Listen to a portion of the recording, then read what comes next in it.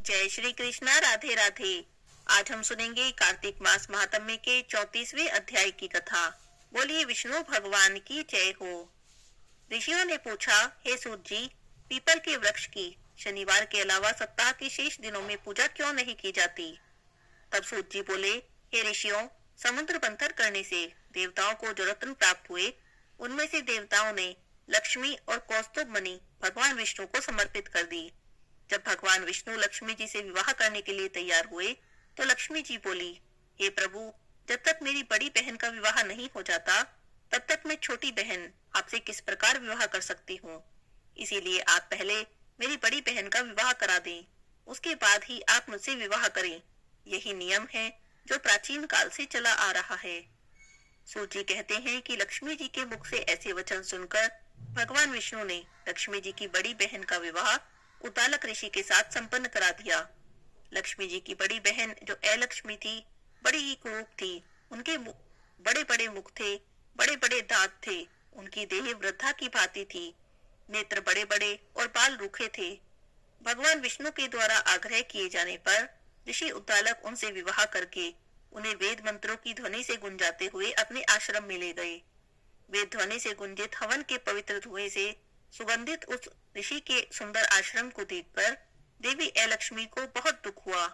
तब वह मैं ऋषि उद्दालक से बोली, क्योंकि इस आश्रम में वेद ध्वनि गूंज रही है, इसीलिए यह स्थान मेरे रहने के योग्य नहीं।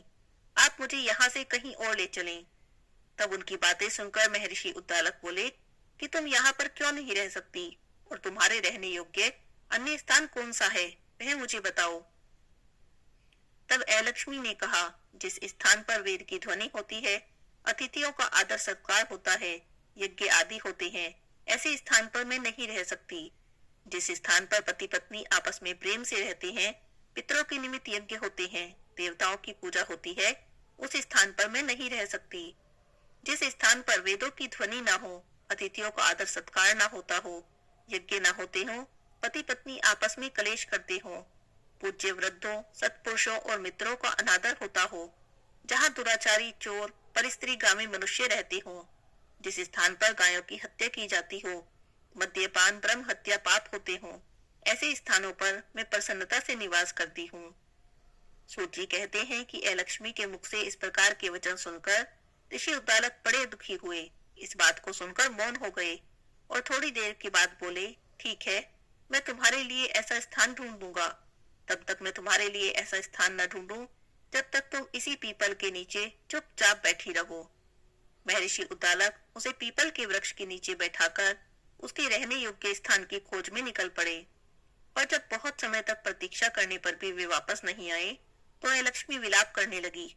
जब वैकुंठ में बैठी लक्ष्मी जी ने अपनी बहन अलक्ष्मी के विलाप को सुना, तो वे व्याकुल हो गई। दुखी होकर भगवान विष्णु से प्रार्थना करने लगी, हे प्रभु, मेरी बड़ी बहन पति के द्वारा त्यागे जाने से बहुत दुखी है। यदि मैं आपकी प्रिय पत्नी हूँ, तो आप उसे आश्वासन देने के लिए उसके पास चलिए।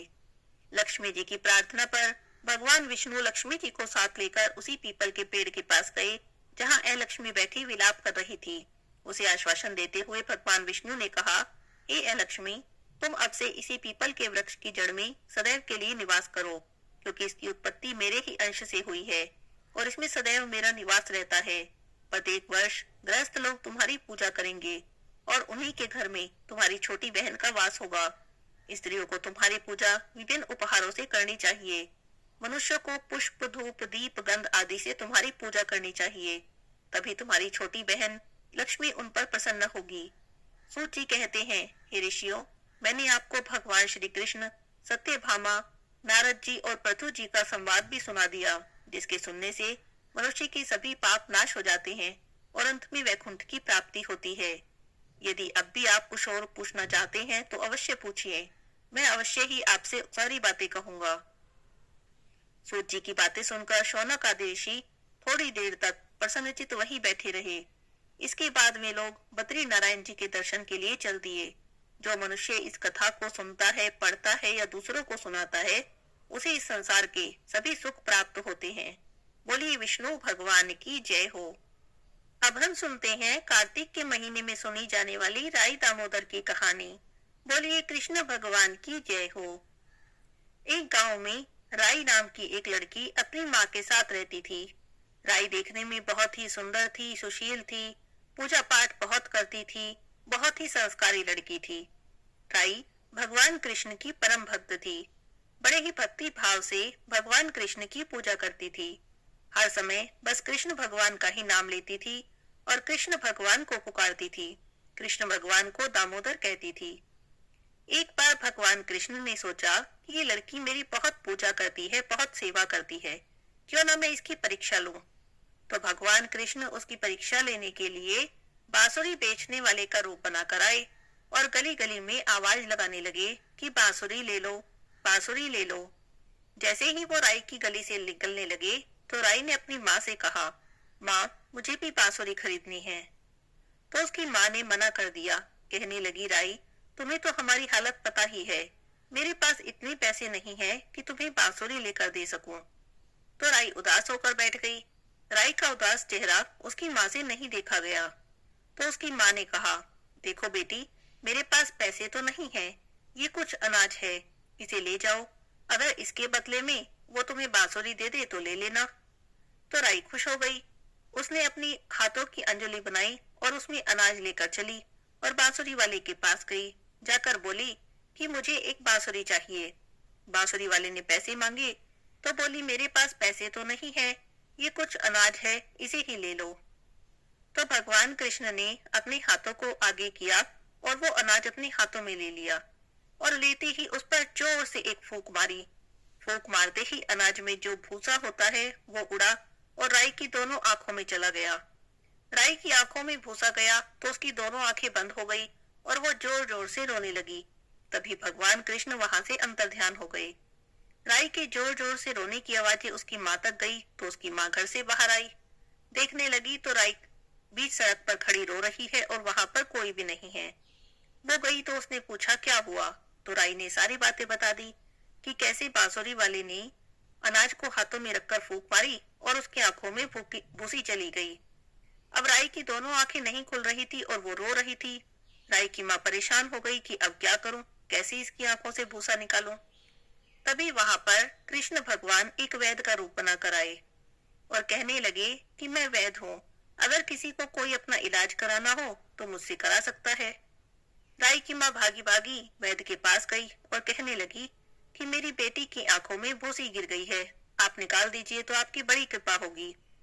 यह सुनकर कृष्ण भगवान जो वैद्य का रूप बनाए हुए थे, राई की माँ के साथ उसके घर गए और कहने लगे कि मैं तुम्हारी बेटी की आंखों से भूसी निकाल तो दूंगा, पर मेरी एक शर्त है। राई की माँ ने पूछा, क्या? तो कहने लगा कि तुम्हें अपनी बेटी का विवाह मेरे साथ करना होगा। अब राई की माँ परेशान हो गई, ये भला कैसी शर्त हुई कि भूसी निकालने के बदले मुझे ब्याह करना होगा। फिर उसने सोचा, चलो कोई बात नहीं, बेटी है, आज नहीं तो कल इसकी शादी तो करनी ही है और ये वैद्य है, अच्छा कमाते हैं, डरने की भी कोई बात नहीं है। तो राई की माँ बोली, ठीक है, मैं अपनी बेटी का ब्याह तुमसे करने को तैयार हूँ, पहले इसकी आंखें सही कर दो, बाद ही में इसका विवाह तुम्हारे साथ करूंगी। तो कृष्ण भगवान जो वैद्य का रूप लिए थे, उन्होंने राई की आंखों से भूसा निकाल दिया। भूसा निकालते ही राई की दोनों आंखें खुल गई और वो बिल्कुल ठीक ठाक हो गई। अब राई की माँ ने दोनों की सगाई कर दी। कार्तिक शुक्ल 11 के दिन दोनों का विवाह निश्चित हो गया। अब राई की माँ सोचने लगी कि बेटी का ब्याह है, क्या दूं? सोचने लगी और सामान इकट्ठा करने लगी, क्या सामान लाऊं, कहाँ से लाऊं, कैसे शादी की तैयारी करूं। ऐसा सोचते सोचते सबसे पहले सुनार की दुकान पर गई और कहने लगी कि मेरी बेटी का ब्याह है, उसके लिए सोने के गहने बना दो। तो सुनार बोला, मैं नहीं बना सकता, मेरे पास समय नहीं है, मेरे पास तो कृष्ण भगवान के विवाह के गहने आए हुए हैं, मुझे तो वे बनाने हैं, मेरे पास बिल्कुल समय नहीं। राई की माँ मिठाई बनवाने के लिए जब हलवाई के पास गई तब उसने भी यही कहा कि मेरे पास समय नहीं है, मुझे तो कृष्ण भगवान के विवाह के लिए मिठाइयाँ तैयार करनी है, मैं नहीं बना सकता। बनिए के यहाँ सामान लेने गई तो बनिए ने भी कह दिया कि मेरी दुकान का सारा सामान तो कृष्ण भगवान के विवाह में जाएगा। जहाँ जहाँ भी जाती वहीं सब लोग कह देते कि हमारे पास समय नहीं है, हमें तो कृष्ण भगवान के विवाह की तैयारियां करनी है। बड़ी दुखी हो गई और अपने घर आ गई। सोचने लगी कि अब क्या करूं, शादी की तैयारियां कैसे करूं? कोई भी सामान देने को, सामान बनाने को तैयार नहीं है। आखिरकार वह दिन आ गया जिस दिन उसकी बेटी का विवाह था। सारे गांव वाले सोच में पड़ गए कि राई की माँ ने तो विवाह की कोई भी तैयारी नहीं की, शादी करेगी कैसे? आज तो इसकी बेटी की शादी है। इतने में ही ढोल बाजों की आवाज आने लगी। सारे गांव के लोग इकट्ठा हो गए कि राई की बारात आ गई है। लेकिन उसकी माँ ने तो अभी तक कोई भी तैयारी नहीं की थी। सब लोग परेशान होने लगे कि अब क्या होगा। जैसे ही राई का दूल्हा दरवाजे पर आया और राई की माँ वहां पर स्वागत करने आई, तो देखा दूल्हे के रूप में स्वयं कृष्ण भगवान खड़े हैं। उन्हें देखकर तो उसकी आंखों में आंसू आ जाते हैं, बड़ी खुश हो जाती है, लेकिन साथ ही साथ बड़ी दुखी भी हो रही थी मन में, क्योंकि उसने तो विवाह की कोई भी तैयारी नहीं की थी। भगवान कृष्ण ने राई के माँ के मन की बात जान ली और अपनी माया फैला दी। उसकी छोटी सी झोपड़ी बड़े महल में बदल गई। विवाह की तैयारियां होने लगी। श्री कृष्ण भगवान की माया से सारी तैयारियां हो रही थी। गहने, कपड़े, मिठाइयां सब तैयार रखे थे। तो माँ ने खूब ठाठ बाट से राई का विवाह भगवान कृष्ण के साथ कर दिया और विदा कर दिया। भगवान कृष्ण राई को लेकर द्वारिका चले गए और वहां ले जाकर राई को उन्होंने एक अलग महल में रख दिया। अब वे हर समय राई के पास ही रहते, किसी भी दूसरी रानी के पास नहीं जाते, ना ही उनसे बात करते। यह सब देखकर तो भगवान कृष्ण की दूसरी रानियां बड़ी ईर्ष्या करने लगी राई से। ऐसा करते करते बड़ा समय बीत गया। आया सावन का महीना, तो राही पीहर चली गई। तो भगवान कृष्ण ने सोचा कि सावन का महीना है, तीज का त्योहार है, मुझे राई के लिए तीज का त्योहार भेजना चाहिए। तो भगवान कृष्ण ने जरी के कपड़े, सोने चांदी के गहने एक गठड़ी में रखे, 2 हंसों को बुलाया और गठड़ी देते हुए उन्हें कहा कि ये गठड़ी तुम्हें राई के पास पहुंचानी है। सीधा राई के पास जाना, बीच में कहीं भी मत रुकना। राई अपने पीहर गई हुई है। तो हंस बोले, ठीक है भगवान, हम राई के पास जाएंगे और ये गठड़ी उसे दे देंगे। आज्ञा लेकर हंस तो चल पड़े। जब श्री कृष्ण जी की अन्य रानियों राधा रुक्मण को इस बात का पता चला कि कृष्ण जी राई के लिए सामान भेज रहे हैं, तब उन्हें बड़ा बुरा लगा। उन्होंने हंसों को रास्ते में ही रोक लिया, अपने महल में बुलाया और कहने लगी कि तुम कहाँ जा रहे हो। तब हंसों ने सारी बात बता दी कि मैं राई के घर जा रहे हैं और भगवान कृष्ण ने सामान भेजा है। तब वे बोली कि ये तो बड़ी दूर जा रहे हो, थक जाओगे, थोड़ी देर यहाँ रुको, आराम कर लो, थोड़े मोती चुग लो। अब मोती देखते तो हंसों को लालच आ गया। वे वहीं रुक गए और हंस मोती चुगने लगे। तो रानियों ने सारा सामान तो निकाल लिया और गठड़ी के अंदर फटे पुराने कपड़े रख दिए और कांटे भर दिए और गठड़ी हंसों को दे दी। हंस सारा सामान लेकर राई के पास गए। सामान देखकर राई बड़ी खुश हुई और कहने लगी कि भगवान जी ने तो मेरे लिए उपहार भेजा है। उसने जल्दी जल्दी से गठड़ी जो खोली तो उसकी तो सारी उंगलियों में कांटे छुप गए। वो बड़ी दुखी हुई और भगवान से नाराज भी हो गई। इधर सावन का महीना खत्म हुआ। भगवान कृष्ण राई को लेने आए, लेकिन राई उनसे बोले ही नहीं। कृष्ण भगवान उसे बुलाते तो राई आती ही नहीं, दूर दूर रहती। तो भगवान कृष्ण ने सोचा कोई बात नहीं, किसी बात पर रूठी है, कुछ दिनों में मान जाएगी। लेकिन दिन बीते, महीने भी बीत गए, राई का गुस्सा फिर भी नहीं उतरा।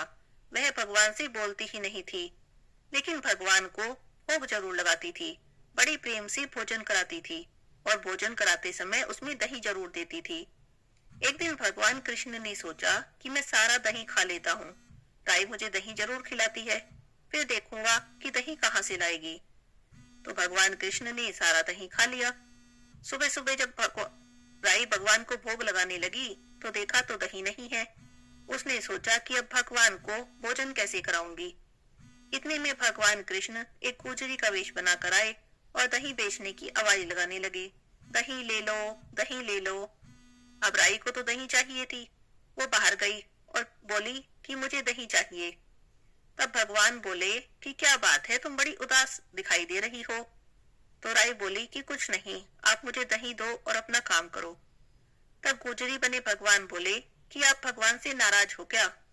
तो राई फिर भी कुछ नहीं बोली, बोली तुम्हें क्या मतलब, तुम अपना काम करो ना। तो भगवान कृष्ण बोले, गुजरी के भेष में तो थे ही, बोले हम सहेली बन जाते हैं, अपने अपने मन की बात आपस में कहेंगे, क्या पता मैं तुम्हारी कोई मदद ही कर दूं। तुम मुझे अपनी बात बताओ तो सही, किसी से कुछ ना कहूंगी। तो राई ने गुजरी को सारी बात बता दी। सारी बातें सुनकर भगवान तो बड़े हैरान हो गए। वो सोचने लगे कि मैंने तो जरी के कपड़े भेजे थे, सोने चांदी के गहने बेचे थे, ये कैसे हो गया। भगवान अपने असली रूप में आ गए और कहने लगे कि मैंने तो सोने के गहने भेजे थे और जरी के कपड़े भेजे थे, मैंने तो तुम्हारे लिए फटे पुराने कपड़े और कांटे भेजे नहीं थे। तो राई बोली, मुझे नहीं पता, मेरे साथ तो जो हुआ मैंने बता दिया। भगवान ने तुरंत हंसों को बुलाया और पूछा कि क्या तुम रास्ते में कहीं रुके थे। तो हंस कहने लगे, नहीं जी, हम तो कहीं नहीं रुके। फिर हंसों ने कहा कि हम जाते समय राधा रुक्मणी जी के महल में रुके थे मोती चुगने के लिए, और हम कहीं भी नहीं रुके। तो कृष्ण भगवान ने अपनी रानियां बुला ली और पूछा कि आपने ऐसा क्यों किया, जो कपड़े मैंने भेजे थे वो आपने बदले क्यों। तो रानियां कहने लगी कि हम ऐसा ना करते तो क्या करते, जब से राई आई है ना आप हमसे बोलते हैं ना हमारे पास आते हैं, अब हमें इसीलिए ये सब करना पड़ा। राई सावन में अपने पीहर चली गई, फिर भी आपको उसी की चिंता सता रही थी, आपने हमसे तो कुछ पूछा तक नहीं, आखिर ऐसी हमसे क्या गलती हो गई जो आपने हमें बिसरा दिया। तो भगवान जी बोले कि हमने आपको नहीं बिसराया, लेकिन जो हमें प्रेम से बुलाता है हमें वहां तो जाना ही पड़ता है। आप हमें प्रेम से बुलाते तो हम आपके पास भी आते। तब रानियां बोली कि हमें नहीं पता, हमें भी आपका साथ चाहिए, हमें भी आपको भोग लगाना है, हमें भी आपकी सेवा करनी है। तब भगवान बोले, ठीक है, मैं कार्तिक का महीना तो राई को दूंगा, 5 दिन राधा रुक्मण को दूंगा और 11 दिन सत्यभामा को दूंगा। इस तरह भगवान कृष्ण ने अपनी सभी रानियों को मना लिया। तभी से कहा जाता है कि जो कोई भी कार्तिक के महीने में राई दामोदर की कहानी सुनती है, उन्हें अपने पति का खूब मान सम्मान और प्यार प्राप्त होता है। बोलिए राई दामोदर भगवान की जय हो। अब सुनते हैं कार्तिक मास के अंतिम 5 दिन में सुनी जाने वाले पंचबिक्कू की कहानी। पुन्नो नहाई पड़वा नहाई, 5 रतन पंच तीरथ पंच बिक्कम नहाई, 1 टका मेरी काठ में ही मेरे रघुराई, आधे का लाई आंवला आधे की राई, राई दामोदर सांवला जिसने सृष्टि रचाई, राजा के घर उतरी पुत्री बन आई, राजा लाया ब्याह के रानी बन आई, 4 चक्कर 4 मक्कर 4 दिए की लो, मैं तुमसे पूछूं कृष्ण जी कब निस्तारा होई, जब आएगा कार्तिक का महीना तब निस्तारा होई, जब आएगा कार्तिक का महीना तब निस्तारा होए। बोलिए पंचबिक्खू भगवान की जय हो। एक साहूकार के बेटे की बहू थी जो बहुत सुबह उठकर कार्तिक के महीने में रोज गंगा जी नहाने जाती, पराये पुरुष का तो मुंह भी नहीं देखती। एक राजा का लड़का था, वह भी रोज गंगा जी नहाने जाता। जब भी रोज गंगा जी नहाने जाता तो सोचता कि मैं रोज इतनी सुबह नहाने आता हूँ तो भी मेरे से पहले कौन नहा लेता है। 5 दिन कार्तिक के रह गए तो एक दिन साहूकार की बहू तो नहा के जा रही थी, राजा का बेटा आ रहा था, तो किसी के आने की आवाज सुनकर वो जल्दी जल्दी जाने लगी तो उसकी माला वहीं पर छूट गई। राजा का बेटा नहाने आया तो माला पड़ी देखी। उसने सोचा कि माला इतनी सुंदर है तो इसे पहनने वाली कितनी सुंदर होगी। उसने सारी नगरी में ढिंडोरा पिटवा दिया कि जिसकी ये माला है वो मेरे पास 5 दिन आएगी, तब मैं उसकी माला वापस दूंगा। अब साहूकार की बेटे की बहू को तो सुन के बहुत गुस्सा आया, फिर भी उसने कहलवा दिया कि ठीक है, मैं 5 दिन आऊंगी, पर किसी को साख भरने के लिए बिठा देना। साख भरना मतलब गवाही देना, किसी को गवाही देने के लिए बिठा लेना। अब राजा तो गंगा जी पर बिछावन करके एक तोते को पिंजरे में टांग के बैठ गया कि वो आएगी बहू तो मैं उससे मिलूंगा। तो बहू सुबह सुबह आई, उसने पहली पैड़ी पर पैर रखा और भगवान से प्रार्थना करके बोली, हे कार्तिक के ठाकुर, हे राय दामोदर, 5 पांडु, 6 नारायण, हे भीषम राजा, मैं सत की हूँ तो मेरा सत रखना, मेरी सहायता करना, उसे नींद आ जाए। तो राजा के बेटे को नींद आ गई, वो सो गया।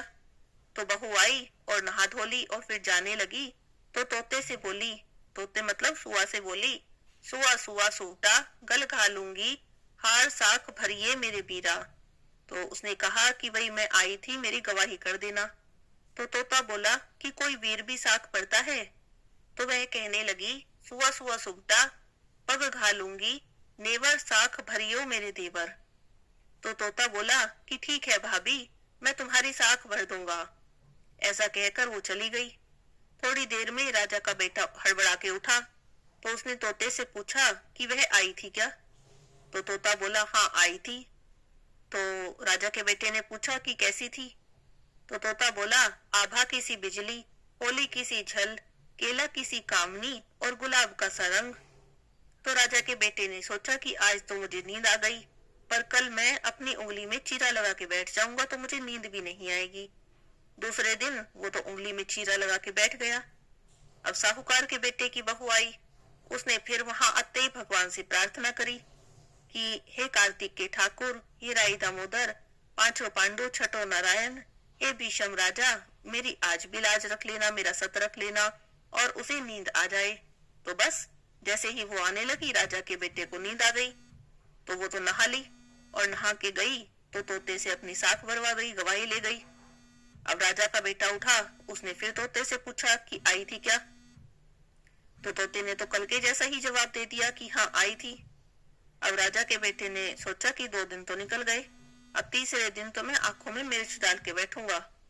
तीसरे दिन आंखों में मिर्च डाल के बैठ गया। सारी रात हाय हाय करता रहा। अब बहू आई तो उसने फिर भगवान से प्रार्थना करी, हे कार्तिक के ठाकुर, हे राई दामोदर, पांचों पांडु, छठो नारायण, हे भीषम राजा, मेरे साथ सत रख लेना। तो जैसे ही उसने प्रार्थना की उसे तो फिर नींद आ गई। वो नहाई धोई और तोते से साख भरा के चली गई। राजा के बेटे ने सोचा कि 3 दिन निकल गए बेकार, कल तो मैं कांटों की सेज बिछाकर बैठूंगा। तो वो कांटों की सेज बिछाकर बैठ गया। पूरी रात हाय हाय करता रहा, न बैठा जाए न खड़ा हुआ जाए। लेकिन जब वो आई तो उसने प्रार्थना की, उसे फिर नींद आ गई। वो तो प्रार्थना करके नहा के धो के तोते से अपनी गवाही लेके चली गई। 5वें दिन तो राजा आग जलाकर उसकी राख पर ही बैठ गया। लेकिन साहूकार की बहू जब आई उसने फिर कार्तिक के ठाकुर से प्रार्थना की, हे कार्तिक के ठाकुर, हे राय दामोदर, पांचों पांडु, छठो नारायण, हे भीषम राजा, आज 5वां दिन है, आज भी मेरी सहायता करना और मेरी लाज रख लेना। अब जैसे ही उसने प्रार्थना की उसे तो आग जो जला रखी थी, उसने राख पे बैठा था, उसे वहां भी नींद आ गई। वो आई, नहाई धोई, तोते से गवाही ली और जाने लगी तो बोली कि इससे कह दियो कि मेरे 5 दिन पूरे हो गए, अब मेरी माला घर भिजवा देगा। राजा का बेटा उठा, उठते ही तोते से पूछा कि आई थी क्या। तोता बोला हाँ आई थी और उसने अपनी माला वापस मंगाई है, बोली है कि 5 दिन मेरे पूरे हो गए। तो राजा के बेटे ने उसकी माला जो है घर भेज दी बड़े दुखी मन से। थोड़े दिन बाद उसके कोढ़ निकल आया, पूरे शरीर पे जलन मच गई, त्राही त्राही पाड़ने लगा, बचाओ बचाओ, त्राही त्राही बुलाने लगा। तो राजा ने पंडित बुलवाए और पूछा कि मेरे बेटे को ये सब क्या हो गया है, इसके शरीर में ऐसी जलन कैसे हो गई। तो पंडित बोले कि ये तो कोई पतिव्रता स्त्री का पाप लगा है, उस पर बुरी नजर रखता था, इसी कारण पूरे शरीर में कोढ़ निकल गया है। तो राजा ने पूछा अब कैसे ठीक होगा। तो पंडित बोले कि अगर ये उसे धर्म की बहन बना ले और उसके नहाए हुए जल से नहा ले तो उसका ये जलन कोढ़ सब ठीक हो जाएगा। अब तो राजा साहूकार के घर पहुंचा और साहूकार से बोला कि ये माला है तुम्हारी बहू की और तुम्हारी बहू गंगा पर भूल गई थी, उसे दे देना और कह देना कि अपने नहाए हुए जल से मेरे बेटे को नहला देगी। तो साहूकार बोला कि मेरी बहू तो पराये पुरुष का मुंह भी नहीं देखती, तुम एक काम करो, अपने बेटे को इस नाली के नीचे बैठा दो, जब बहू नहाएगी तो उसके ऊपर अपने आप ही पानी पड़ जाएगा। अब राजा ने अपने बेटे को नाली के नीचे बैठा दिया। बहू नहाई तो उसका जल उसके ऊपर गिरा तो राजा के बेटे की तो काया कंचन सी हो गई। हे कार्तिक के ठाकुर, हे राई दामोदर, हे पंचभिक्खु देवता, जैसे साहूकार की बहू का सत रखा, जैसे उसकी लाज रखी, ऐसा ही सबका रखना, कहते सुनते हुंकारा, सबकी लाज रखना, सबकी मनोकामना पूरी करना। बोलिए पंचभिक्खु भगवान की जय हो, विष्णु भगवान की जय हो। किसी गांव में एक भाई बहन रहते थे। बहन की शादी हो गई थी। एक दिन भाई बहन से मिलने उसके ससुराल जाने लगा तो रास्ते में भाई को एक सांप मिला और बोला मैं तुझे डसूंगा। तो भाई बोला नाग देवता, मैंने ऐसा कौन सा अपराध किया है जो आप मुझे डसना चाहते हैं। मैं तो अपने माँ बाप का इकलौता बेटा हूँ, बहन का एक ही भाई हूँ, घर पर मेरी पत्नी है, मेरे बच्चे हैं जो मेरा इंतजार कर रहे हैं, तब आप मुझे क्यों डसना चाहते हो। तो सांप बोला, तुम्हें नौ ग्रह की दशा लगी है, इसीलिए मैं तुम्हें डसूंगा। जब उसने सांप को समझाने की, मनाने की बहुत कोशिश की, पर सांप किसी भी तरह से नहीं माना, तो भाई बोला, ठीक है, मैं अपनी बहन के घर जा रहा हूँ, उससे मिलकर वापस आऊंगा तो मुझे डस लेना। तब सांप बोला, क्या पता तुम वापस आते समय इस रास्ते से आओगे भी या नहीं, मैं तो तुम्हें अभी डसूंगा। तब भाई बोला, ठीक है, अगर तुम्हें मुझ पर विश्वास नहीं तो ऐसा करो, मेरे इस थैले में बैठ जाओ, मैं अपनी बहन से मिल लूं तो मुझे डस लेना। सांप ने उसकी बात मान ली, उसके थैले में बैठ गया। भाई ने सांप के ऊपर बहुत सारे बेलपत्र ढक दिए, अपनी बहन के घर पहुंच गया। बहन उस समय नवग्रह की कहानी कह रही थी। अपने भाई को आया देखकर कहने लगी, आओ भाई बैठो, मैं नवग्रह की कहानी कह रही हूँ, तुम भी मेरी कहानी सुन लो। अब बहन कहानी कहने लगी और भाई सुनने लगा। बहन ने कहानी सुनाई, जीव की, जानवर की, हाथी की, घोड़े की, कुत्ते की, बिल्ली की, भाई की, बहन की, बेटी की, जमाई की, देवरानी जेठानी की, सास ससुर की, संग सहेली की, सबकी ग्रह शांत हो जाएं, ग्रह चले 8 पग, आदमी चले 4 पग, सांप बिच्छू भंवरे सब आग में जल जाएं। ऐसी कहानी सुनाकर खड़ी हो गई। भाई के पास रखे थैले को देखकर कहने लगी, भाई क्या लाया है? इससे पहले भाई कुछ कहता, उसने थैला उठा लिया और अंदर चली गई। अंदर जाकर थैला खोला तो देखा उसमें तो बहुत सारी मिठाई थी, फल थे, केले थे, संतरे थे, और उसके अंदर जो सांप बैठा था वो चमचमाता हीरे का हार बन गया। बहन ने सोचा, भाई मेरे लिए हार लाया। हार पहनकर बाहर आ गई। बहन के गले में चमचमाता हुआ हीरे का हार देखकर भाई बोला, बहन हार तो बड़ा कीमती लगता है, कहाँ से लाई? तो बहन कहने लगी, कैसा मजाक कर रहा है, तू ही तो लाया है, मेरे लिए थैले में था, बहुत सारी मिठाई थी, फल थे। अब भाई तो हैरान रह गया, बोला, नहीं बहन, उसमें हार नहीं था, उसमें तो मेरी पौत का सामान था। ऐसा कहकर उसने बहन को सारी बात बता दी। फिर बोला, लगता है तेरी 9 ग्रह की कहानी का प्रभाव है, वह सांप का हार बन गया। यह सब तुम्हारे ही भाग्य से हुआ है, तुम्हारे कारण मेरे प्राण बच गए, तुम्हारे भाग्य से ही सांप का हार बन गया। अब एक काम करो, ये हार तुम ही रख लो। थोड़े दिन भाई बहन के घर रहा, फिर चलने लगा तो बहन कहने लगी, लगता है तेरे 9 ग्रह की दशा लगी है, घर जाकर भाभी से कह देना कि 9 ग्रह की कहानी कहा करे। ऐसा कहकर उसने भाई को कहानी बता दी और विदा कर दिया। जब वह अपने घर पहुंचा तो जाकर अपनी पत्नी से बोला, मुझे 9 ग्रह की दशा लगी है, मेरे लिए 9 ग्रह की कहानी रोज कहा करो, तुम कहो मैं सुनूंगा, मैं कहूंगा तो तुम सुनना। 1 लोटा जल का भर लाओ, साथ में कुछ चावल के दाने ले आ। तब उसकी पत्नी 1 लोटा पानी का ले आई और साथ में कुछ चावल चीनी के दाने ले आई। वह नवग्रह की कहानी कहने लगा जो उसे उसकी बहन ने सुनाई थी। उसने कहानी कही, उसकी पत्नी ने सुनी। उसने कहानी कही, जीव की, जानवर की, हाथी की, घोड़े की, कुत्ते की, बिल्ली की, देवरानी जेठानी की, सास ससुर की, बेटी जमाई की, भाई बहन की, संग सहेली की, नवग्रह की, सबके नवग्रह शांत हो जाएं, ग्रह चले 8 पग, आदमी चले 4 पग, सांप बिच्छू भंवरे सब आग में जल जाएं।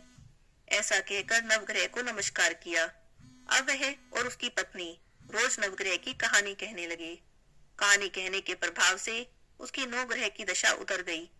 जैसे भाई की 9 ग्रह की दशा उतरी, वैसे ही इस कहानी कहने सुनने वाले सब पर नवग्रह की कृपा बनी रहे, सब पर से नवग्रह की दशा उतर जाए। बोलिए नवग्रह की जय हो। कार्तिक मास में सुनी जाने वाली तारा भोजन की कहानी। एक साहूकार था, उसकी बहू तारा भोजन की व्रत कर रही थी। तब बहू ने अपनी सास से कहा कि सासू जी, मेरी कहानी सुन लो, मैं तारा भोजन की व्रत करती हूँ।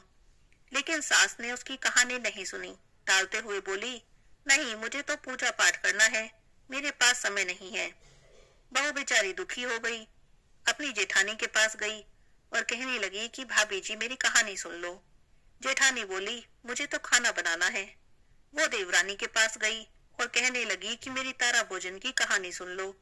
तब देवरानी ने भी ये कह के टाल दिया कि मुझे तो बच्चों को स्कूल भेजना है, उन्हें देर हो जाएगी। तब उसने अपनी ननंद से कहा कि मेरी कहानी सुन लो। तब वो कहने लगी कि नहीं, मैं कहानी नहीं सुन सकती, मेरे तो ससुराल से बुलावा आया है, मुझे तो जाने की तैयारी करनी है। तब वह राजा के पास गई और कहने लगी कि मेरी कहानी सुन लो। राजा ने कहा कि मुझे तो व्यापार का काम करना है, हिसाब किताब देखना है, मेरे पास समय नहीं है। तब वह अपनी पड़ोसन के पास गई और कहने लगी कि मेरी तारा भोजन की कहानी सुन लो, जब तक कोई मेरी कहानी नहीं सुनेगा मैं खाना नहीं खाऊंगी। तब पड़ोसन ने कहा कि चल ठीक है, मैं तेरी कहानी सुन लेती हूँ। अब साहूकार की बहू ने उसे तारा भोजन की कहानी सुना दी। पड़ोसन ने कहानी सुनी और हुंकारा भर दिया। करते करते पूरा कार्तिक का महीना हो गया कहानी कहते हुए। भगवान विमान लेकर आए। अब साहूकार की बहू विमान में बैठकर जाने लगी तो सासू माँ दौड़ी दौड़ी आई और कहने लगी कि मैं भी तेरे साथ चलूंगी। वह कहने लगी आप तो अपनी पूजा पाठ करो। जेठानी ने कहा कि मुझे ले चलो, तो वह बोली ना जी, आपको तो बहुत काम है, खाना बनाना है। देवरानी आई कि मैं चलूं, तो वह कहने लगी कि तुम्हें बच्चों को तैयार करके स्कूल नहीं भेजना, तुम कैसे चलोगी। ननंद आई तो बोली भाभी मुझे भी ले चलो। उसने कहा नहीं दीदी, आपको तो ससुराल जाने की तैयारी करनी है। राजा जी भी भागे भागे आए। वह कहने लगा मुझे तो ले चल। वह बोली नहीं जी, आपको तो कारोबार संभालना है, आप मेरे साथ कैसे चलोगे। उधर पड़ोसन आई तो कहने लगी बहन मैं तेरे साथ चलूं। तब वो बोली हाँ बहन तू चल, तूने तो पूरे कार्तिक मेरी कहानी सुनी है। अब दोनों बैठकर स्वर्ग के लिए चली। रास्ते में बहू को अभिमान हो गया। वह सोचने लगी कहानी मैंने कही, व्रत मैंने किया, मुझे स्वर्ग का वास मिला। पड़ोसन ने ना व्रत किया, बस केवल कहानी सुनी और हुंकारा भरा, मेरे कारण तो इसे भी स्वर्ग मिल रहा है।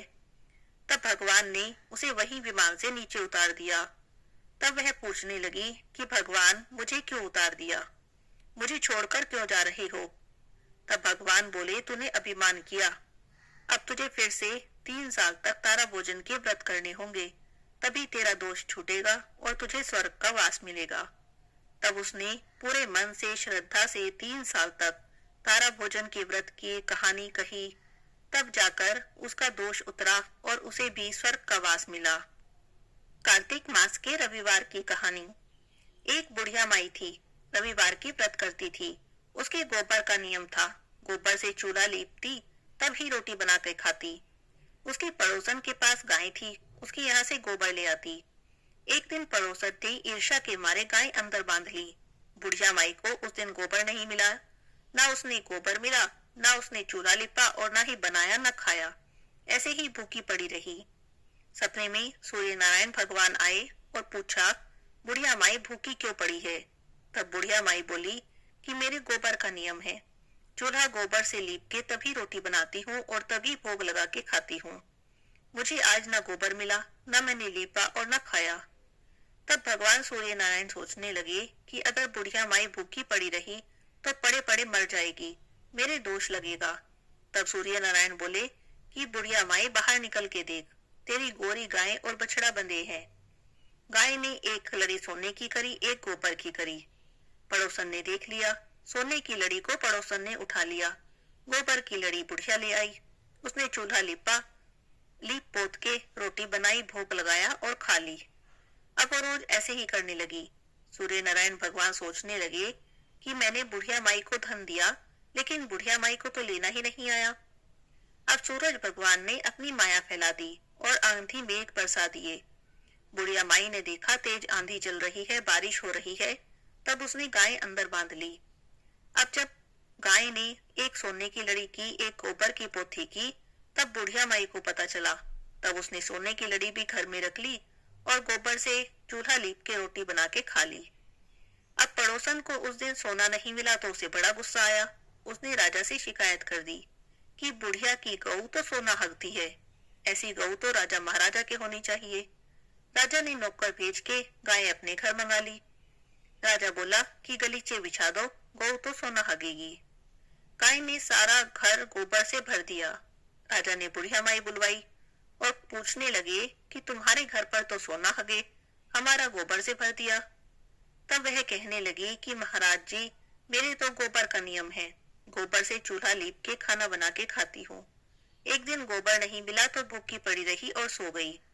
सपने में सूरज नारायण दिखे और उन्होंने कहा कि बुढ़िया माई भूखी क्यों पड़ी है। तब मैंने उन्हें बताया कि आज मुझे गोबर नहीं मिला।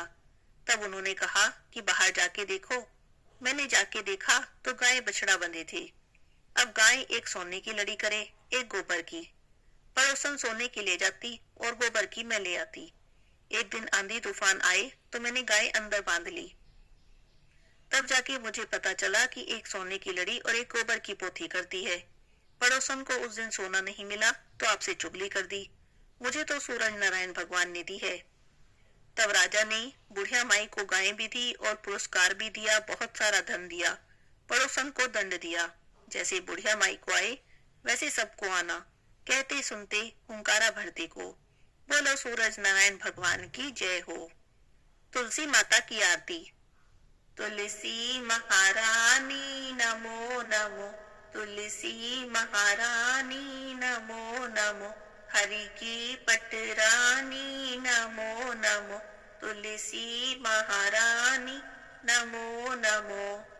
धन तुलसी पूर्ण तप कीनो, शालिग्राम बनी पटरानी नमो नमो, तुलसी महारानी नमो नमो। जहाँ के पत्र मंजरी कोमल, श्रीपति कमल चरण लपटानी नमो नमो, तुलसी महारानी नमो नमो, तुलसी महारानी नमो नमो, हरि की पटरानी नमो नमो। कौन से महीने में बोई रानी तुलसा, कौन से महीने में हुई हरियाली नमो नमो, तुलसी महारानी नमो नमो। कौन से महीने में हुई तेरी पूजा, कौन से महीने में हुई पटरानी नमो नमो, तुलसी महारानी नमो नमो।